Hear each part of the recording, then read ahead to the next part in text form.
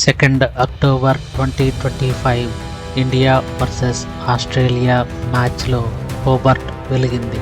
కానీ ఆ వెలుగు కేవలం లైట్ల వల్ల కాదు, వాషింగ్టన్ సుందర్ వల్ల వెలిగింది. టాస్ గెలిచిన టీమిండియా ముందుగా బౌలింగ్ ఎంచుకుంది. ఒక దశలో ఆస్ట్రేలియా 73 for 4గా కష్టాల్లో పడింది. కానీ టిమ్ డేవిడ్ 74 కొట్టాడు, స్టోయినిస్ 64 కొట్టి ఈ జంట కంగారుల ఇన్నింగ్స్ను కాపాడింది. 20 ఓవర్లలో ఆస్ట్రేలియా 186 for 6 వికెట్స్కి టార్గెట్ ఫిక్స్ చేసింది. టార్గెట్ పెద్దది కానీ అసాధ్యం కాదు. భారత్ ఇన్నింగ్స్ మొదలైంది. దూకుడు స్టార్ట్తోనే అభిషేక్ శర్మ 25 పరుగులు చేశాడు, సూర్యకుమార్ యాదవ్ 24 పరుగులు చేశాడు, తిలక్ వర్మ 29 రన్స్, అక్షర్ పటేల్ 17. అందరూ ఒక బ్రైట్ ఇన్నింగ్స్ ఆడడానికి ప్రయత్నించారు, కానీ కాన్స్టెంట్ ప్లే లేదు.